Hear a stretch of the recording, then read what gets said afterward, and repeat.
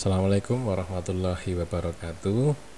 Melanjutkan tentang pembahasan sel limfosit ya, kita masuk ke pembahasan yang ketiga tentang limfosit dan yang terakhir tentang limfosit yang insya Allah pekan depan kita berganti ke monosit ya. Nah, kita bicara tentang innate lymphoid cell ya. Karena kan maksudnya kemarin limfosit konvensional sudah, yang unkonvensional sudah ya, sekarang yang innate lymphoid cell ya. Nah, nanti yang dibahas apa definisinya, klasifikasinya, pembentukannya, aktivitas, efektor dan fungsinya, serta keterlibatannya dalam penyakit ya.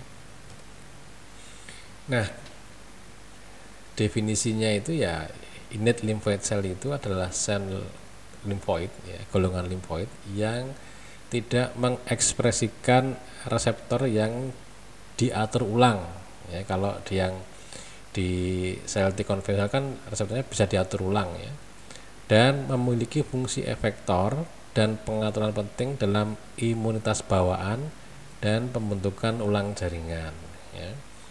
Nah, ini yang definisinya seperti itu.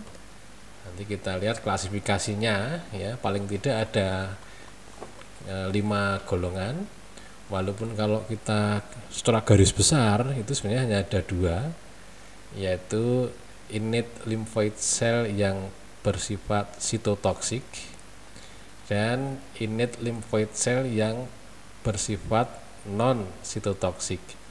Kalau yang bersifat sitotoksik itu misalnya sel NK. Kalau yang non itu ya selain sel NK itu misalnya ILC1, 2, 3, lymphoid tissue inducer. Nah, itu umumnya dia hanya sebagai helper, bukan bersifat sitotoksik ya. Nah, tapi kalau kita lihat lebih detail lagi, maka paling tidak bisa dibagi menjadi 5 klasifikasi dari innate lymphoid cell itu ya.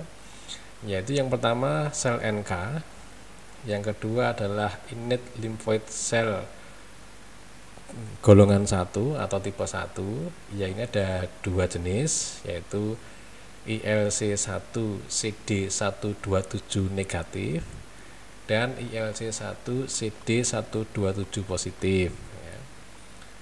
Nah, kemudian ILC 2,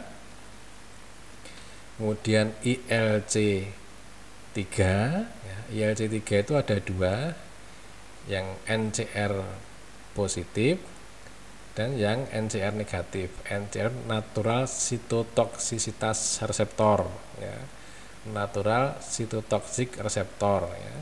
Kemudian ILC regulator dan lymphoid tissue inducer. Ini mohon maaf ada 6 jenis paling tidak ya. Yang belum tertulis di situ adalah ILC2 ya dalam slide ini ya. Jadi saya ulang lagi, ada 6 sel NK, ILC1, 2, 3, ILC regulator dan lymphoid tissue inducer. Nah, untuk ILC1 dibagi menjadi 2 lagi ya. ILC1 CD127 negatif dan ILC1 CD127 positif ya. Kemudian untuk yang ILC3 nanti ada ILC3 dengan natural cytotoxic reseptor positif dan ILC3 dengan NCR negatif. Ini klasifikasinya. Nah, untuk pembentukan ini bisa dilihat lagi di bab asal usul dan pembentukan sel imun atau imunosit. Nah, yang kami tekankan di sini adalah yang warna merah itu. Ingat tentang plastisitas dari innate lymphoid cell. Maksudnya apa? Maksudnya itu adalah ILC ini bisa berubah dari ILC1 menjadi ILC3 misalnya, atau dari ILC3 menjadi ILC1 misalnya, tergantung dari ada tidaknya aktivatornya ya. Tergantung dari ada tidaknya aktivatornya. Nah, nanti kita lihat aktivatornya apa saja. Nah, ini adalah apa pemicunya, siapa yang mengaktifkan, mediatornya apa, dan respon imunnya seperti apa. Nah, ini kita sekaligus bicara tentang stimulus, aktivator, serta sekalian dengan fungsinya ya.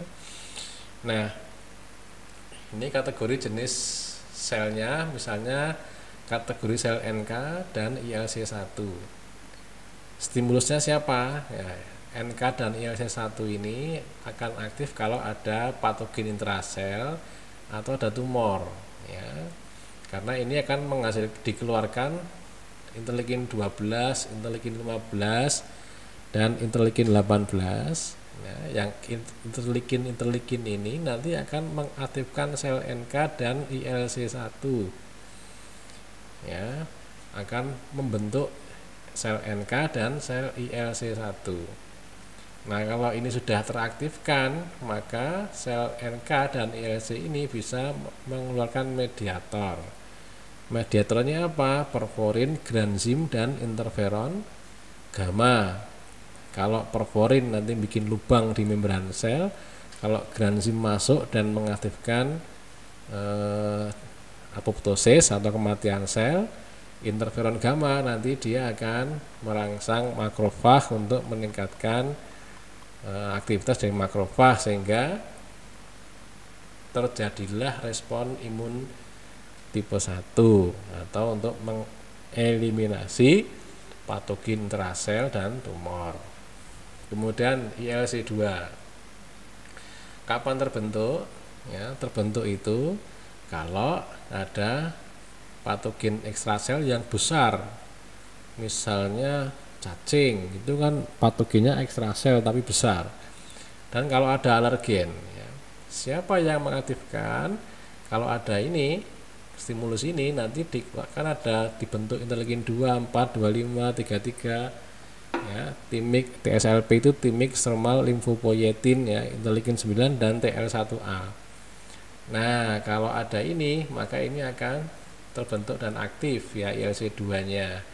Kalau dia aktif maka akan mengeluarkan mediator interleukin 4, interleukin 5 gitu ya. Nanti dia akan mengaktifkan interleukin 5 itu akan meningkatkan eosinopoiesis atau peningkatan produksi sel eosinofil, kemudian meningkatkan pengeluarannya ya, dan juga mengaktifkan ya. Nanti ini juga akan memicu terjadinya polarisasi sel T helper menjadi sel T helper 2 ya. Sehingga nanti juga akan terjadi imunoglobulin class switching ya, sehingga terbentuk imunoglobulin E ya. Nah, itu yang nanti memperantarai imunitas terhadap cacing ya dengan imunitas tipe 2 ya. Nanti lebih jelas lagi besok insya Allah kita bahas pada bab efektor ya, efektor dari sistem imun adaptif ya. Untuk yang ILC3 ya, ini nanti stimulusnya adalah patogen ekstrasel, misalnya bakteri. Aktivatornya interleukin 1 beta dan interleukin 23. Mediator yang dikeluarkan oleh ILC3 adalah interleukin 17 terutama ya. Sehingga nanti dia akan mengaktifkan rekrutmen dari sel neutrofil ya, sehingga sel neutrofilnya bisa mengeliminasi dari patogen ekstrasel ya, dengan menggunakan berbagai zat yang sifatnya merusak patogen ekstrasel. Nah, untuk lymphoid tissue inducer ini stimulusnya adalah sel-sel mesenkimmal yang aktivatornya sama seperti ILC3 ya, interleukin 1 beta dan interleukin 23, cuma dia berbeda tempatnya ya.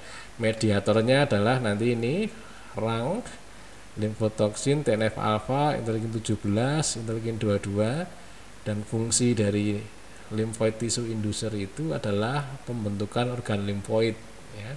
Termasuk jika organ limfoid itu mengalami kerusakan, maka lymphoid tissue inducer ini berfungsi untuk memperbaikinya.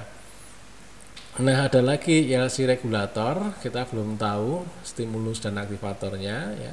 Yang jelas ILC regulator ini akan menghasilkan interleukin 10 ya, sehingga nanti dia bersifat imunoregulasi. Nah, dari sini kelihatan ya bahwa nanti ada sel NK, ada lymphoid tissue inducer, Dan ada innate lymphoid cell 1, 2, 3 dan regulator yang ILC1 ini mirip dengan fungsi dari sel T helper 1 ya.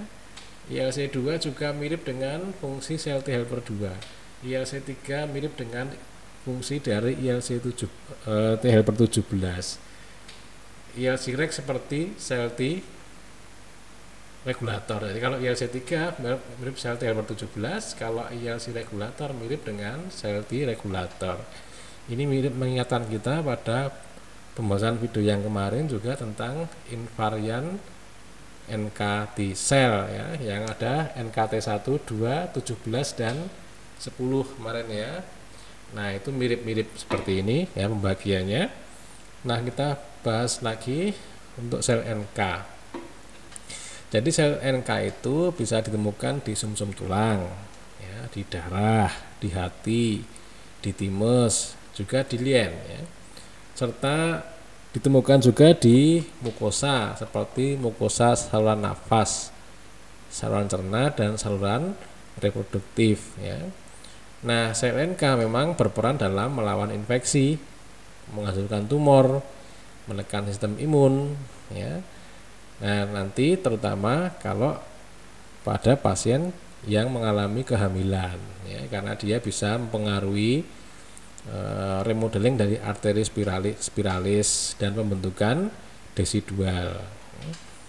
Nah, sel NK itu ketika membunuh sel target, dia itu tidak memerlukan presentasi antigen dari sel APC, ya. Tapi sel NK itu dia akan mengenali setiap sel yang tidak mengekspresikan molekul MHC1. Nah, kalau tidak mengekspresikan molekul MHC1, maka ikatan antara killer activating receptor, ya, dengan killer activating receptor ligan antara sel NK dengan sel target, nah itu yang akan mengaktifkan sel NK sehingga sel NK-nya akan merusak sel target, ya. Nah, ini tadi sudah dibahas ya, ILC ada 3 jenis ya. Ada 4 sebenarnya ya, ILC-nya tadi. Ada satu lagi ILC regulator ya, menyerupai sitokin sel T helper 1 untuk ILC1, T helper 2 untuk ILC2, sel T helper 17 untuk ILC3, dan menyerupai sel T regulator untuk ILC regulator ya, sitokin yang dikeluarkannya. Sehingga ILC ini ya, disebut dengan helper ILC. Ya, kita masuk ke lymphoid tissue inducer. Nah, ini sebenarnya bagian dari innate lymphoid cell yang non cytotoxic atau termasuk bagian yang helper innate lymphoid cell ya. Dia fungsinya untuk menginduksi pembentukan jaringan limfoid ketika belum ada, ketika masih pembentukan waktu kecil ya. Juga ketika sel limfoid itu mengalami kerusakan ya. Saya kira demikian untuk pembahasan innate lymphoid cell ini. Kalau ada yang mau dikomentari silahkan komentar. Kalau ada yang mau ditanyakan silahkan ditanyakan di kolom komentar. Saya kira demikian. Assalamualaikum warahmatullahi wabarakatuh.